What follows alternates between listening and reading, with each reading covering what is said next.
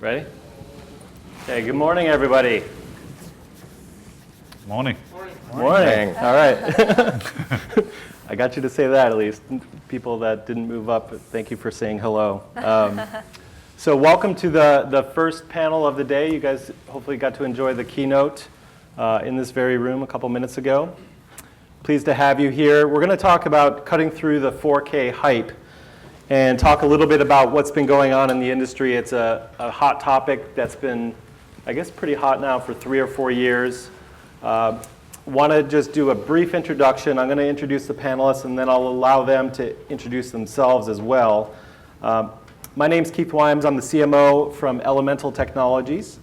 And to my left, and I did this in alphabetical order, but now we're in out of order, so you're going to have to pay a little bit of attention. We have Nick Colsey from Sony Electronics. We have Sarah Porsatter, close enough?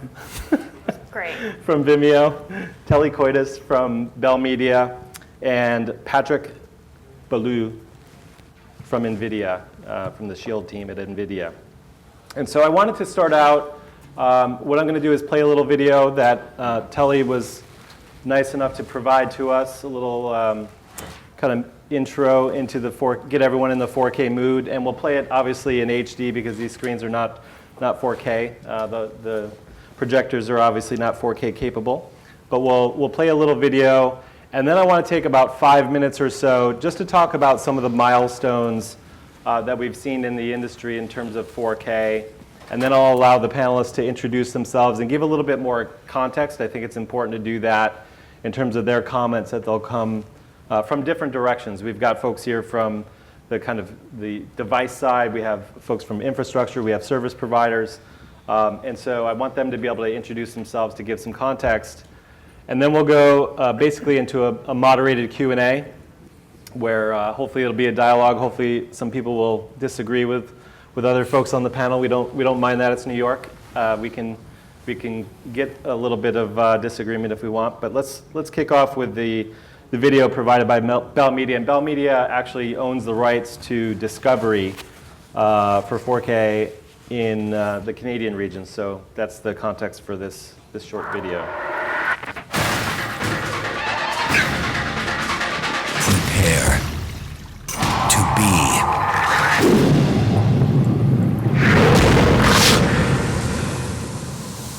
blown away.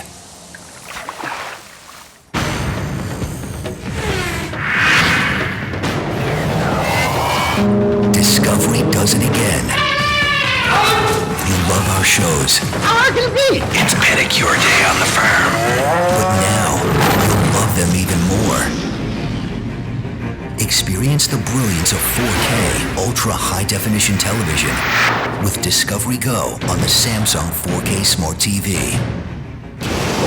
Discovery brings you the best technology, featuring the most compelling shows with 4 times more detail that only 4K can deliver, and 4 times more resolution than Full HD television. With 4K, every feature comes to life before your very eyes. Discovery Go and the ultimate 4K ultra high definition television on Samsung 4K Smart TV. The most captivating. It's unbelievable. Immersive. That is beautiful. Television experience. This is over the top. Ever.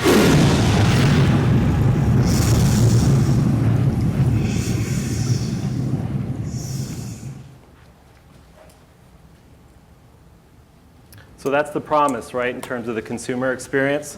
What I wanted to do, I think for probably a good 5 years plus now, we've been able to see demonstrations of video in the 4K resolution at trade shows. But what I wanted to do is take a look back essentially at the last 3 years or so in terms of the early trials and then getting all the way to some commercial deployments, just for the context. What have we seen? And if you go back a little over 3 years ago, or around 3 years ago, you started to see early work in 4K video processing, essentially, and delivery on the VOD side. So back at that time, there really wasn't a whole lot of infrastructure available. There were cameras starting to become available, but the actual processing of the content and getting that content so it can be delivered to an end user was just starting. And there were two milestones that happened pretty close together. One was just doing VOD processing of 4K. And this aligns with the industry standard in terms of video compression for HEVC, the next generation compression standard. Later that year, just a few months later, we got to a point where there was actually a demonstration in Japan of a real-time 4K distribution. The challenge was, it was a marathon, so a little bit of sports, definitely a good amount of movement. The frame rate was 30 frames a second at the time. But it was a good start. It was K-Opticon that had basically a network that was able to handle this, and they did a demonstration at the Osaka Marathon event. About a year or so later, at the Sochi Games, started to see some demonstrations of 4K delivery over satellite. And these were typically to closed locations. And a lot of these demonstrations that were talked about during the early days were typically to different venues where there was a 4K TV available. There weren't too many, obviously, in homes at the time. But being able to do a transmission over satellite during the Sochi Games, NTV Plus is actually a satellite operator in Russia, and so that was a major milestone, actually the first satellite delivery of 4K content. Later that year, DirecTV, at the end of the year 2014, actually launched their VOD offering over satellite. And there were continuing innovations in Europe that were going on in terms of proving out higher frame rate solutions. So getting eventually to P50, which is the European standard for the higher frame rate solution during a Bundesliga event, a soccer event there. Starting to do streaming of 4K using Dash. So the Vienna State Opera actually did a proof of concept that was going to Samsung devices at the time. And then more work around soccer, pre-World Cup soccer matches. And that really led into the World Cup 2014 in the summer. Doing 4K transmissions, there were 4K tests going on at the time in multiple continents, both in Globosat, which is based in Brazil, as well as KBS, which is in Korea. And then the BBC had their 4K trials in the UK. Just a year later, starting to do a little bit more in terms of live broadcasting. So the Cricket World Cup was broadcast live over satellite with Tata Sky in India. Last summer, BT also launched their BT Ultra service for 4K event coverage. And so they were one of the first in Europe to launch a full-scale service offering. Wasn't necessarily a trial, it was actually a full-scale service. And then this year, we're starting to see more uptake. BT doing some work in terms of the NBA broadcasts that they have. And then most recently at the Masters, there were a couple of things going on at the Masters. The first was DirecTV was starting to deliver 4K in real time over satellite. So it wasn't just Vod assets that they had launched a year or two before. It was a real-time live channel, and they have 3 channels up now in 4K. As well as internet delivery of 4K, kind of playing off what the Vienna State Opera had done originally with delivery over Dash. In this case, it was actually an adaptive, fully adaptive stream that the Masters put on. I actually got to see that one, and it was remarkable. I haven't watched a whole lot of golf in quite a while, but I always remember when I was more into golf and had the time to spend there. Augusta, the greens, and just the course itself is always a magnificent course. When you see it in 4K, it's still amazing, but you also see by day 3 and 4 all the little nuances that you typically see on a golf course, right? All the little divots and the little marks and the area where the grass has been torn up a little bit more. And so to see that in an adaptive stream, anywhere from 10 megabits up to 20 megabits per second, and to show that level of granularity actually changed that experience a little bit for me, I guess on a personal level. So at this point, I do want to jump into the panel and allow, maybe I'll start at the end with you, Patrick. If you could just introduce yourself a little bit more and give folks some context in terms of kind of what your role is at NVIDIA, and then we'll work our way down the line, and then we'll start some questions. Thanks, Keith. So my name is Patrick Beaulieu. I been at NVIDIA for many years now, too many, I guess, 12 years. I manage the relationship with our strategic partners for our Shield platform. And the Shield we have a set-top box that's based on Android TV. And my role in the partnership is to work with those vendors. And since our device has been pretty much the first set-top box to be able to support 4K, I've been in discussions with many of these partners for quite a while. There were some challenges associated with that, and we've learned a lot, and we've been able to help others as well to bring that to market. I personally believe a lot in 4K and higher resolution and also higher frame rate, because let's not forget 4K is not only the resolution, there's multiple subsets that are important, which I hope we can cover today. So I've been living into this for the last 2 years. I didn't realize it was only 2 or 3 years. It felt like much longer than that. But yeah, I'm happy to be discussing that today and hoping to share with the audience. Great. Cool, thanks. Telly Coitus, Bell Media broadcaster out of Canada, based out of Toronto. I've been there about 10 or 11 years. My teams manage the infrastructure responsible for getting our video transcoded, hosted, encrypted, and delivered out over the internet to set-top boxes, basically any kind of digital delivery. So hopefully I'll be able to bring some perspective from the technology infrastructure side of things today. Hi, I'm Sarah Porsitar from Vimeo, based here out of New York City. And I am director of product, and in our product, which I think is fairly sort of interesting, a little different here, is we are focused on really that, both the creator and the audience, but because that includes the creator, a little more upstream in terms of that production process. And so it's really, we have a lot of sort of unique but exciting challenges to really go and solve for our creators and filmmakers.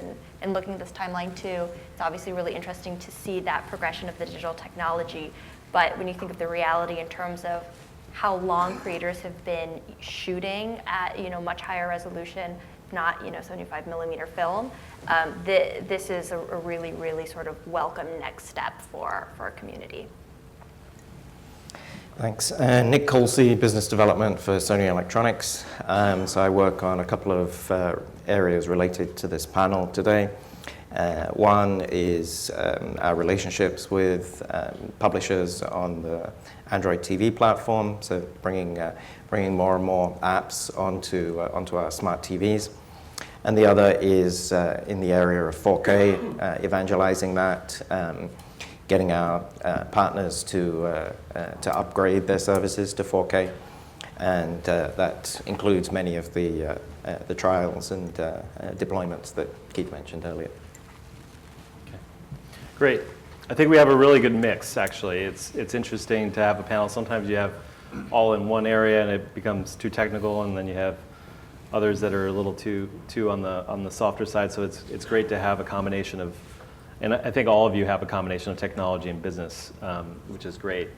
I guess my first question is really a business question, and kind of harkens back to some of the changes that we've seen in the past where, 3D, we were talking earlier about 3D being a little bit of a false start, and kind of short-lived in terms of its hype cycle. But I wanted to maybe, from each of your perspectives, can you talk about why your companies are investing in this area, and do you see it as more than speculative at this point, and more towards the inevitable, or where your head's at? Yeah, as far as Sony's concerned, we've been involved in 4K, building the cameras since the early part of this decade. The cameras that are used in movie production as well as in sports. Live sports and TV production. We've fitted out around 15,000 movie theaters with 4K digital cinema systems. So it made sense for us to progress that from the lens right the way through to the living room and build 4K TVs. We were one of the first manufacturers, TV manufacturers, to launch 4K. And this was more than just a technology progression. If you ask most customers why they're buying a new TV, their expectation is it's better picture quality than the previous TV that they had. So 4K clearly is is part of that step up in picture quality. Yeah, I mean, Sony is definitely kind of covers that entire spectrum, and it's again going back to those actual like cameras and hardware that companies like Sony are creating, and that our creators on Vimeo have been leveraging. It's definitely true that from an audience perspective, that adoption is growing really rapidly, but it's still really small. But again, from a creator perspective and from a filmmaker's ability to really want to showcase the quality of their footage, it's pretty amazing. Like all of the excitement around this.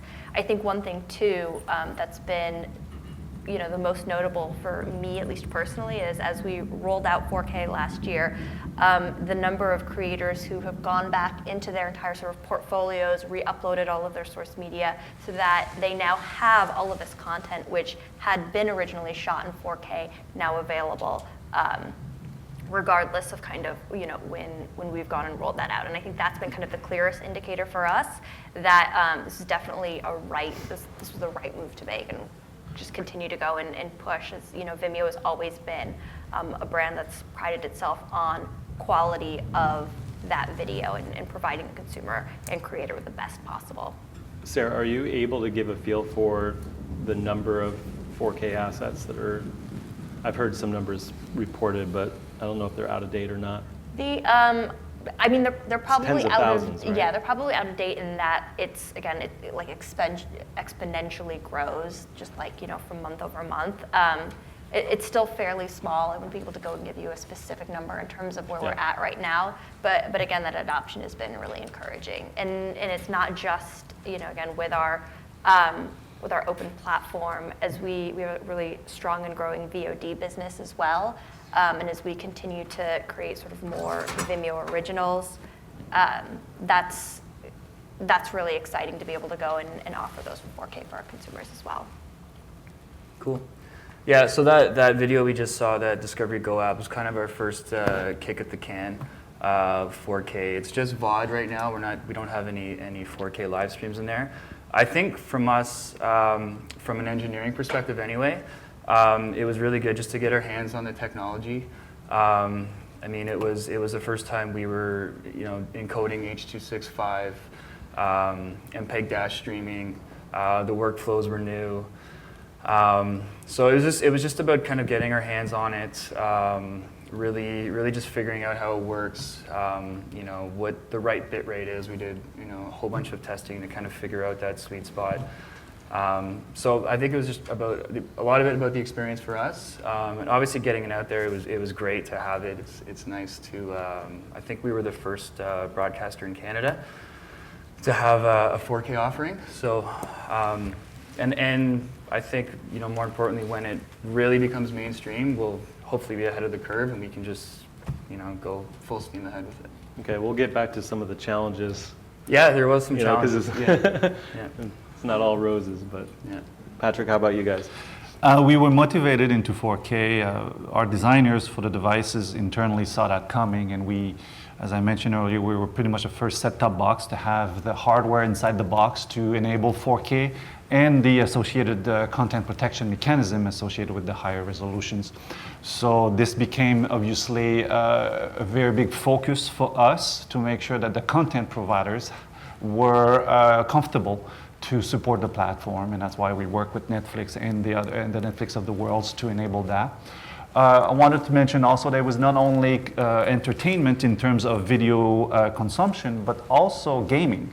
Because in NVIDIA, we have a background obviously in gaming, and if you know a few gamers, pixels matters a lot for them, frames per second and pixels, and the more you have is never enough. So enabling 4K on a set-top box in the living room has been part of the experience, and we've done that. There's now at least a dozen titles that are enabled, games titles that are enabled in 4K, and it gives you a better experience visually.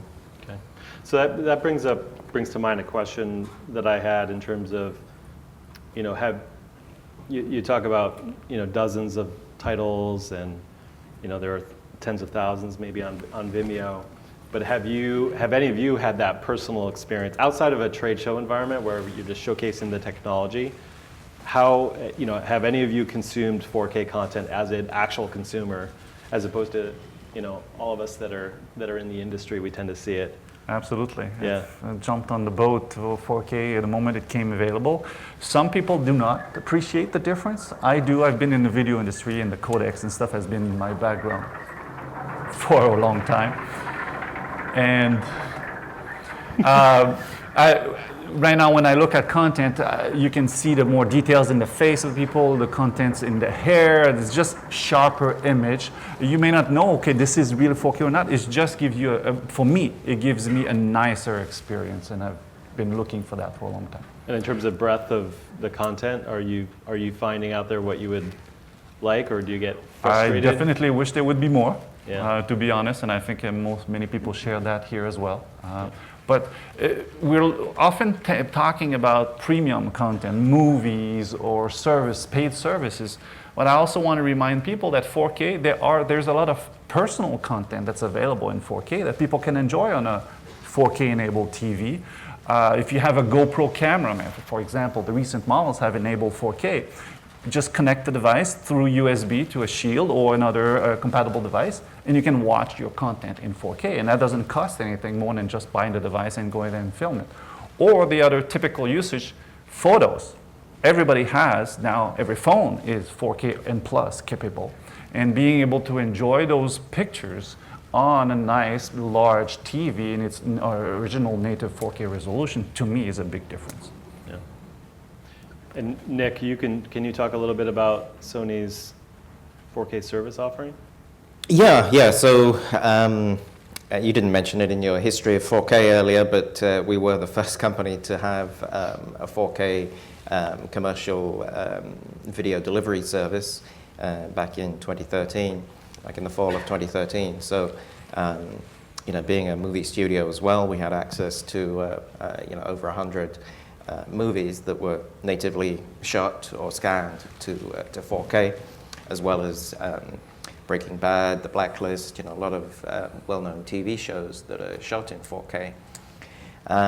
So we were able to release that and make that part of the offering, along with our 4K TVs.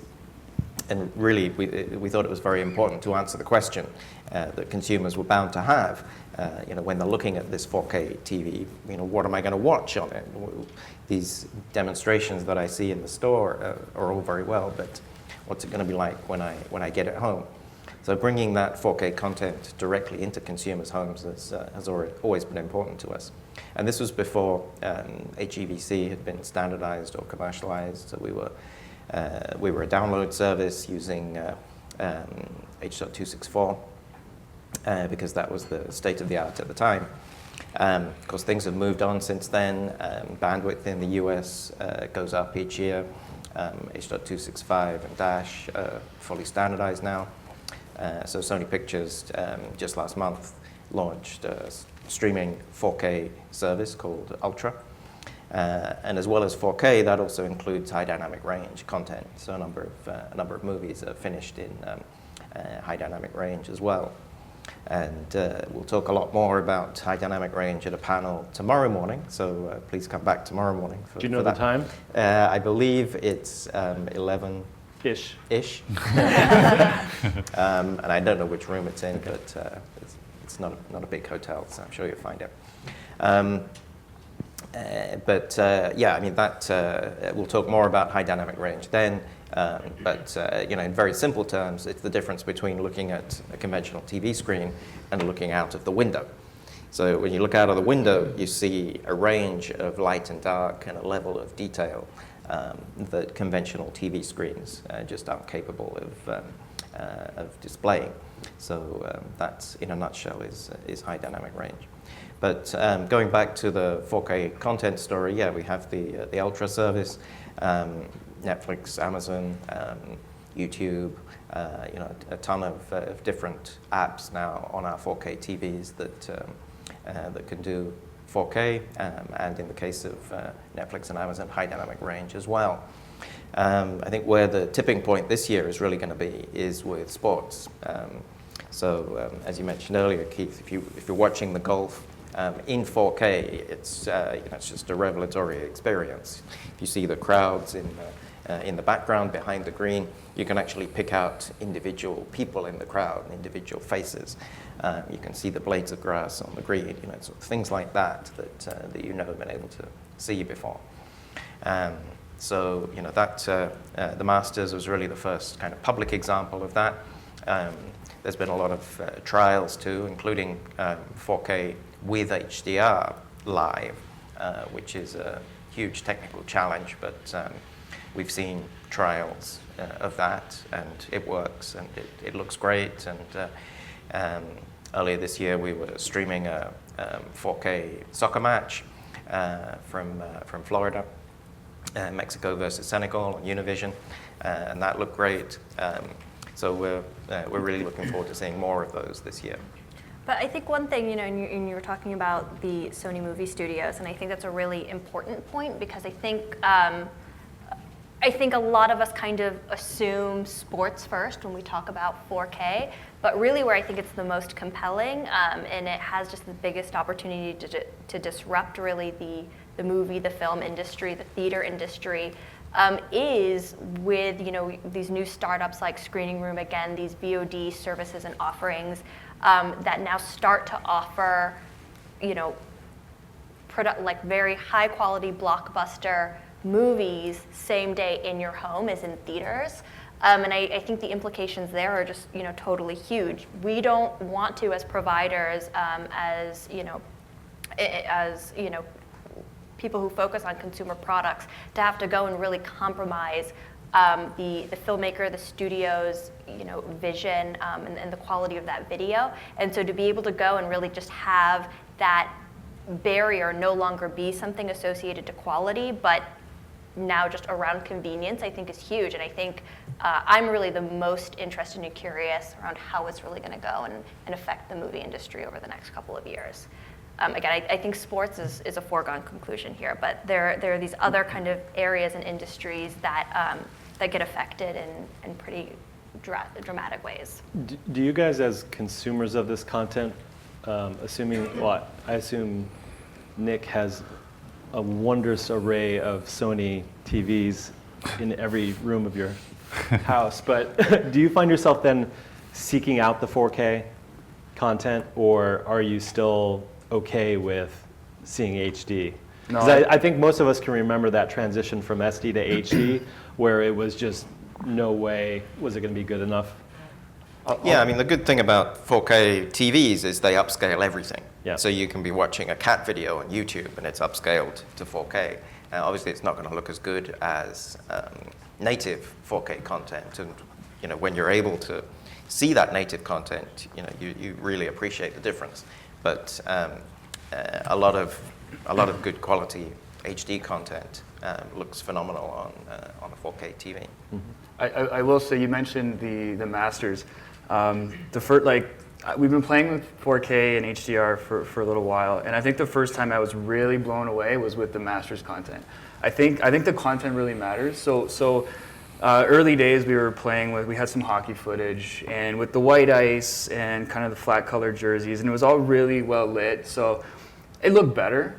But then we saw the Masters, and it was kind of a cloudy day, and there was trees, and there was shadows, and all kinds of stuff going on. And then I was like, okay, that really, for the first time, I was like, okay, this is really, really cool. And it showed me that the content, it's high dynamic range, so you got to be shooting, something with, high dynamic range. And yeah, I think for me, when I saw that, it was a real game changer. And yeah, I definitely seek it out. Like I don't have a 4K TV at home yet because I'm waiting for the whole HDR thing to get sorted out. But in the office, I'll flip on the Raptors game in 4K, definitely. Like, I'll rather, if it's available, I'd 100% rather watch it in 4K. Mm-hmm. Okay. There's nothing to sort out with HDR, so don't worry. You're safe to buy a 4K TV right Buy now. a Sony. Especially a Sony. One thing which impresses me a lot when I watch 4K content, if the content is available in 60 frames per second, to me, it's a completely different experience. It's just smoother. I feel I'm inside. Some people actually may have a negative opinion about it. There's about this debate about the original 24 frames per second versus 60. But personally, if I get a chance to watch 4K content that has been filmed and distributed in 60 frames per second, it's day and night, completely to me. I think for sports too, that given that it's shot at the higher frame rate, even if you're watching the HD feed, you get the benefit of like the super slow-mo now, which is really cool as well. I like that.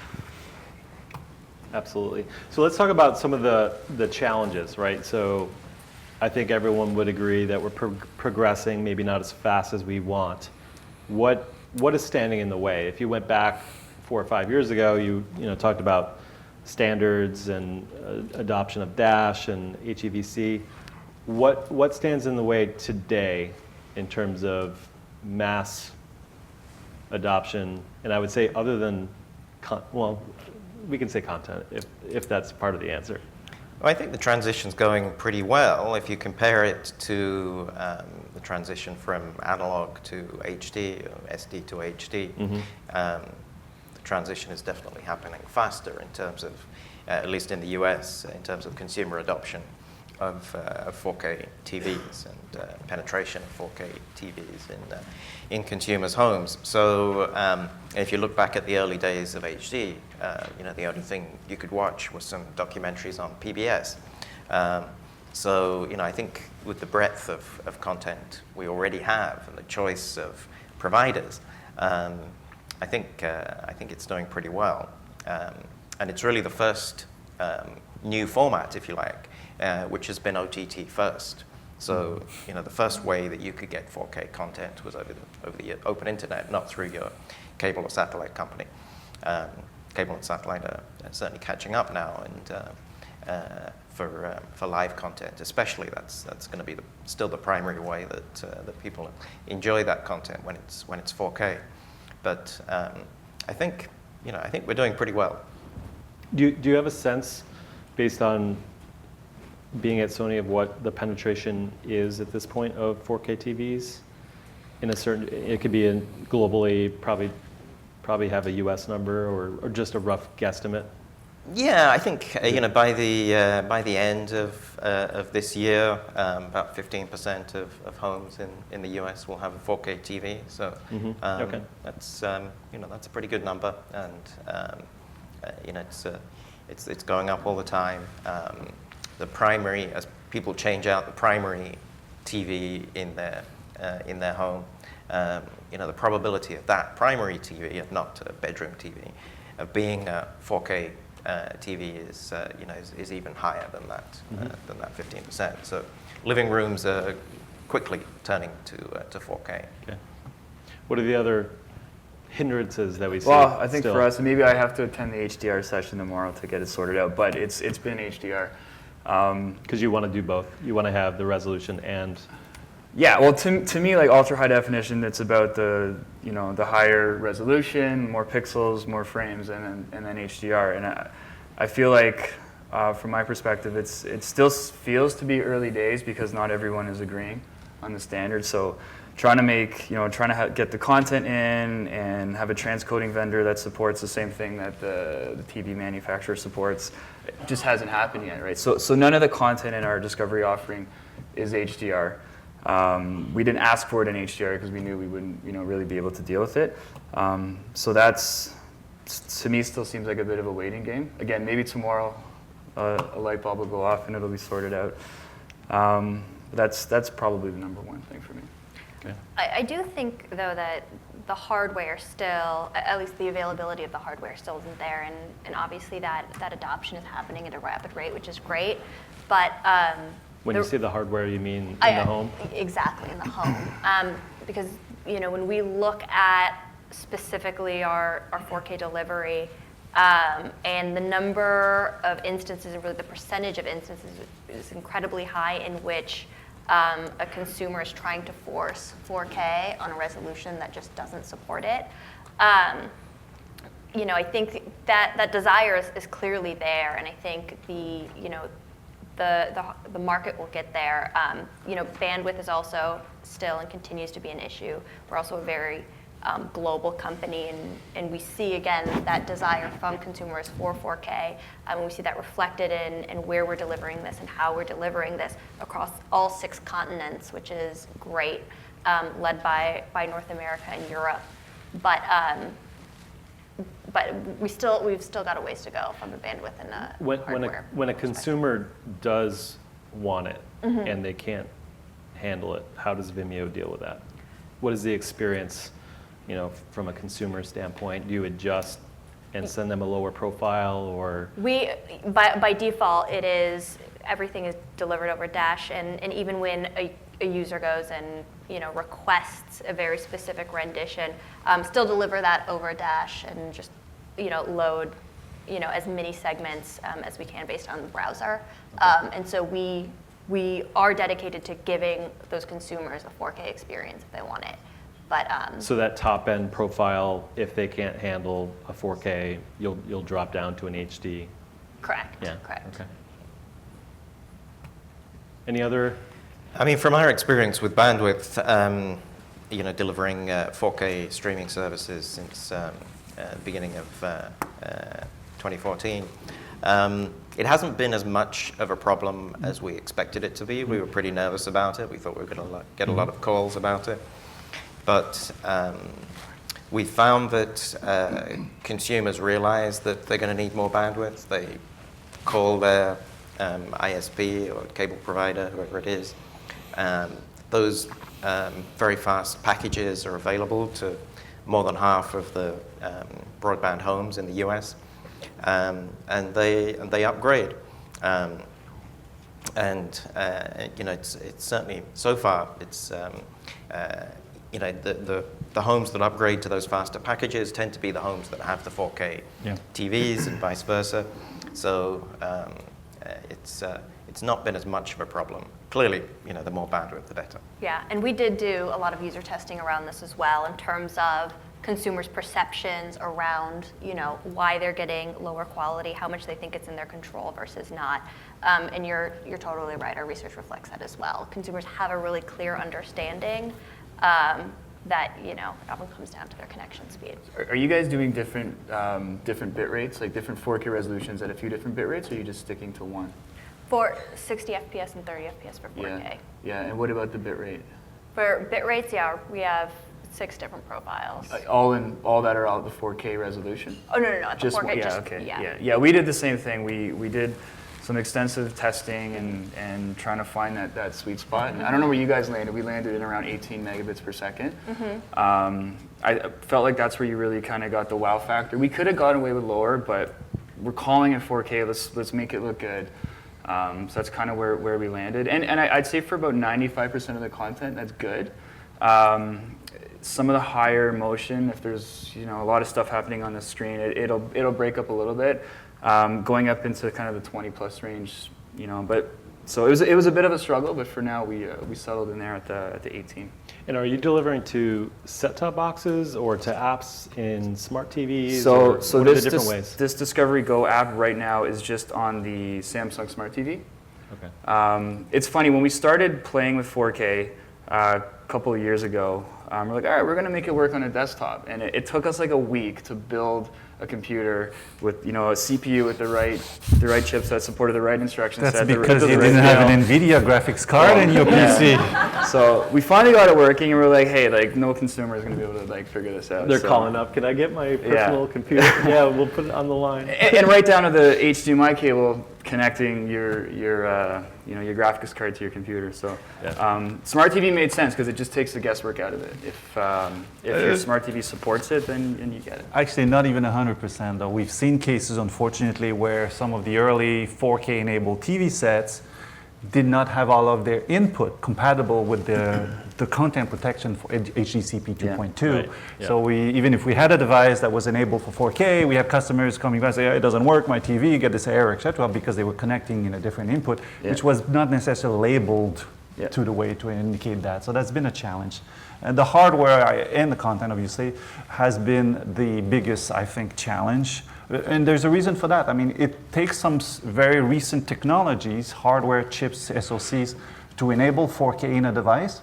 And in some markets, the turnaround of the existing hardware for newer hardware does not happen instantaneously. And that's potentially one of the reasons why it may take longer than we wish to enable 4K in everywhere. Right. And just so everyone's aware, in a couple minutes we'll open it up to audience questions, so start to prepare them in your head mentally if you have any. You talked a little bit about content protection.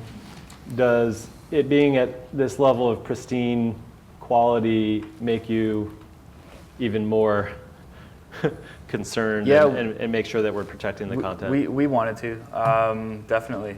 So working with Samsung, we're doing Dash with PlayReady. PlayReady, okay. So that was kind of a new combination for us at the time. So it took a little bit to kind of figure out that and put all the pieces together. But yeah, it was important. It's premium content. It's 4K, so we definitely wanted to protect it. Yeah. Well, it does create more challenges for the devices to enable the content protection. I wish personally there was not, but I definitely understand the reasons. And they've raised the bar definitely for 4K. The technical specifications that the device have to comply to are fairly high, much higher than they were for HD. And we had to plan for that both on software and hardware in our devices and the TVs as well. So the content, the quality is very high, and that's why it's. Let's talk a little bit about the applications. We talked about sports. We talked a little bit about kind of new studio and entertainment content. How about VR, virtual reality, augmented reality? What are people's take on the use, that kind of use case? I think you don't have a choice to have 4K for VR. I've been working with a couple of content providers that are experimenting with a few things, and the first content I had a chance to look at, and when I say VR, I'm also referring to 360 video, where, and it's fairly easy to understand, you get a stream of video for which you're looking only at a window inside of a dome or a sphere. So you're looking at a subset of your, let's say if your original content was 1080, you would look at a VGA version of that. It becomes really apparent that you don't have enough details. So 4K, and they're asking now for 8K, allows you to get that window in a quality that gives you something that's usable. I had the chance to watch the Masters. That was also broadcasted in this 360 video. They were making some experiment, testing with the technology. And the quality was one of the challenges there, but the UFC and NASCAR are also experimenting with that. And the moment you get a chance to see the 360 video on a big TV, on a phone it may not be that big of a deal, but on a big TV, I don't think you have a choice. You need to have 4K. I think on the phone though too, especially when we're talking about that immersive experience and really being able to go and capture that for the consumer, it's totally critical. They wish they had 8K, but then there's another problem, is transmitting 8K may be a bigger of a challenge. Yeah. So, I mean, do you think 4K is enough, honestly? Personally, I wish we had more, but I've seen very impressive 4K 360 video content so far. Yeah, I mean, with a 360 video, you're only seeing on a TV, well, or on a phone for that matter, you're only seeing about 100 degrees of the 360 degrees at any given time. So, as you can imagine, that's less than a third of the total resolution that's being transmitted. So, as Patrick says, you've got to start with the highest resolution that's practical. Obviously, today it's not practical to stream 8K over US broadband connections. So, I think 4K is where it's going to start from. I've seen some of those trials too. Hopefully, we'll see some consumer offerings on Sony TVs a little bit later this year. So we got folks up here. Any pointed questions for the panelists? Or not pointed. And we got to remember to repeat the question. So I'll try to repeat the question. Gentleman in the blazer, and then we'll go right ahead of him. Hi, Mike Sack, Cartesian. A couple questions on relating to the last mile. So one, you guys talked about 18 megabits per second being today, maybe up to 20 some megabits, more action. I'm curious where you'd see compression going, and if you see that number, where you might see that number in 5 years. And then secondly, kind of from the ISP side, so where do you sort of see things in terms of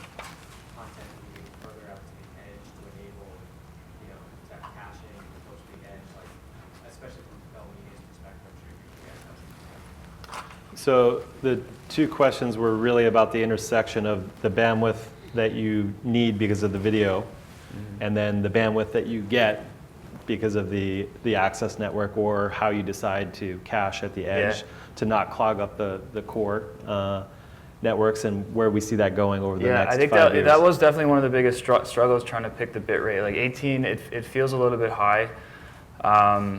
So it was a compromise, right? We really, I think, took the stand that it's better if it just looks good. So in the case of VOD, if you had a little bit of buffering up front, it wasn't so bad if you're going to get a really good 4K immersive experience. But definitely we tried it out on all kinds of connections, and on some of the 15 megabits is kind of one of the tiers in Canada. So you are kind of cutting a lot of people off. For live, we're still testing it and working on. We're trying really hard to get under the 15 mark. So if we can do that, I think we'll definitely hit a wider audience. We've done things with our caching. We tried to. So with 4K, we're all we're pre-packaging everything. With our other stuff, we do dynamic packaging. So the pre-packaged approach hopefully reduces some of the latency and helps out a little bit. But it's all part of kind of the learning experience with our first kick of the can. So we'll see what happens with live. Like I said, we're gonna do everything we can to make a real kick-ass looking stream at under 15 megabits for live. And then down the road, I mean, we're H.265 right now. We may look at VP9 to see if it can do any better with the compression. So that's something else on the list for the coming months for sure. Have you seen improvements over the course of time in terms of the compression? With your stuff, with Elemental? No, yeah. I'm not asking for it. I just want to relay it back to the team. No, definitely. Yeah, from a couple years ago playing with it to now, 100%. Yeah, big time. Okay. Yeah. Yeah, I think every couple of months you see encoding vendors, not just yourselves, but all of them, improving the efficiency of the codec. People outside of the industry often don't realize that once the standard is determined, that doesn't mean that the progression of the technology isn't going to change. The efficiency of the process, the number of passes that it takes. I mean, this is your area, so that's improving all the time. So it doesn't require yet another standard to keep those improvements of efficiency. Just ahead of him. Yep. Charles Ashton from United Way. So I tell a lot of human interest stories. I'm kind of a one-man production crew at my company. So I post all my content in video and stories. But with making this transition to 4K, we're starting to show our donors and our athletes and people the little nuances of the people that we're serving and helping. But once we make that transition to 4K, do you think that will kind of you think that will limit me to staying in that area? Because there might be times where I can't push out a 4K product, or I can't enhance that. We were talking about the comparison from going from SD to HD, and it's like you can't go back now. So once I move that needle forward, how do you think consumers will react to that? So I think his question is, he's a little scared to go to 4K because he thinks it's like a never-ending path to go down. Yeah. No, I mean, I think that 4K is a storytelling technique the same way SD is a storytelling technique, and I think and I especially think right now in terms of consumers' expectations, it's still it is really still like an incredibly pleasant surprise to be able to go and have some 4K content available. But even I would say if you just look at standard HD versus SD content, there is kind of a clear purpose and intention with it, and I think it's our goal, and I think it's something we owe all of our creators to continue to go and support that in the best way possible. And I think sometimes that might mean adjusting the context in which you view a video, but like for example, nobody who jumps from their Vimeo app into Snapchat is pissed right now at Snapchat for who knows what resolution video. And so I think there's there's clear context for video and for storytelling, and I think for us it's about enabling all of it. Yes. Steve Russell from Harvard University. So if you're trying to build a platform to stream 4K to all these different platforms, embedded TVs and apps and set-top boxes and web browsers, are you finding that there are subtle differences in the encoding and packaging to make that work, or can you just encode it once, stream it over Dash, and have it work everywhere? So the question is kind of how do you deal with a multi-screen world, and that's a combination of 4K all the way down. How do you cope with that and that diversity of different bit rates and profiles and resolutions that you need to cover, and players and DRM? Sorry, you want to cover that? I'm assuming you deal with this all the time. Yeah, for us, it's where our consumers are, and the reality is there are a lot of options out there, which is great, and I think it's up to us to continue to go and support that, and that is our goal, to have full coverage across those devices, those platforms, so that again, it should ultimately come down to you as a viewer wanting to watch whatever content it is that you want to watch, and for that to be the most seamless experience possible for you. That is ultimately the best product. So we continue to support multiple ways of delivering content, multiple codecs, and we've always kind of continue to expand that.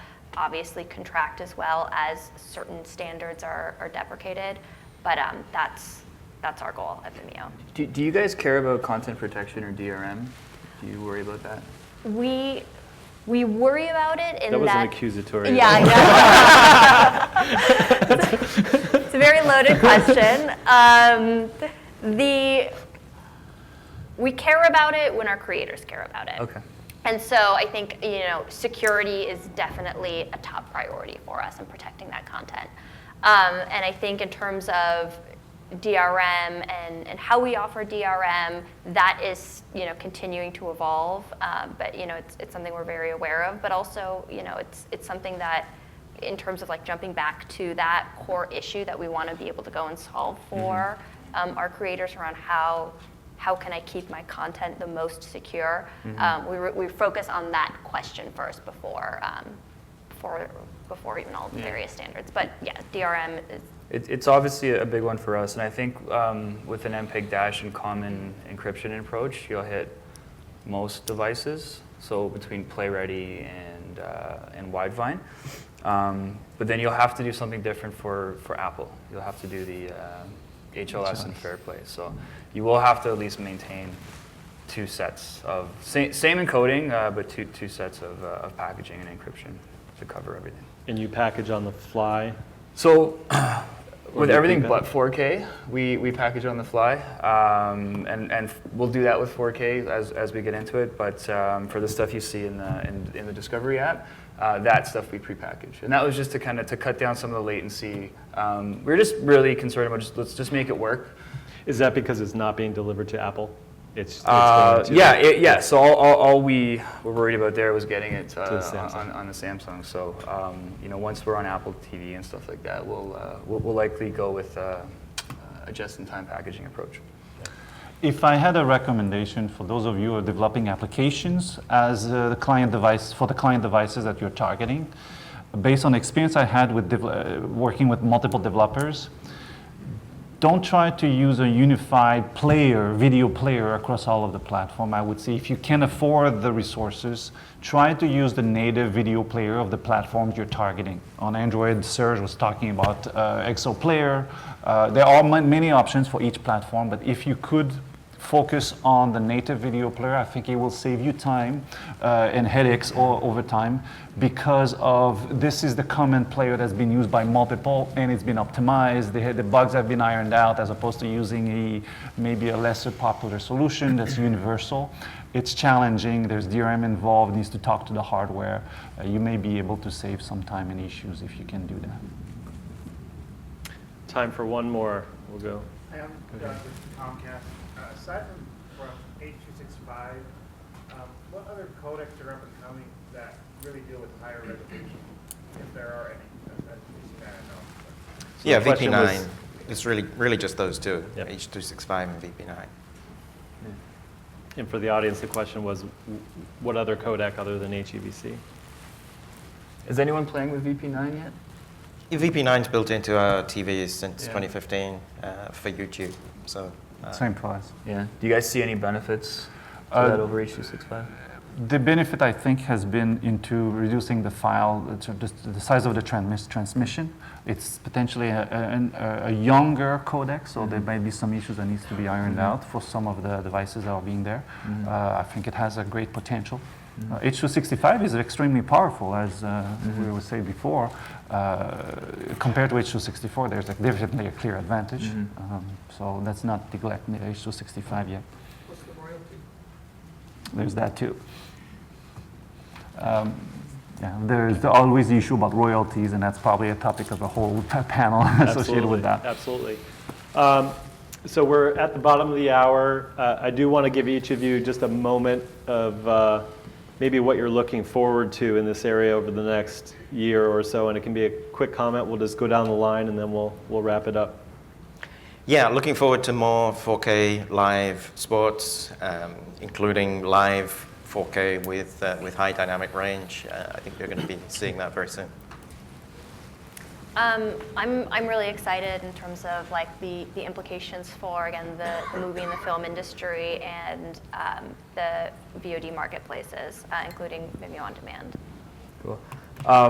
I guess I'm excited and optimistic that the industry is going to settle on a backwards compatible HDR format. We didn't really talk about the backwards compatibility, but depending on which way it goes, we may have to maintain two sets of the content, an HDR and an SDR. It would be really nice to do one and then let the playback device just deal with it when it can't support the HDR. So. A big focus for us in 2016 has been HDR as well. I cannot say what's going to be coming soon. We have some announcements that will come, but I can say the hardware we have today is capable of doing HDR, and we've been working with providers to wait for the right time to enable both HDR for video content and HDR for gaming, which has also an enormous value in there as well, as much as it has for entertainment content. Great. Thanks, everybody. I want to have a round of applause for the panelists. They did a really good job. And thank you, all of you, as well, for your questions. Good questions from the audience. Feel free to come up and ask us any that you weren't able to ask. And enjoy the rest of the time here in New York. Thank you. Thank you. Thanks.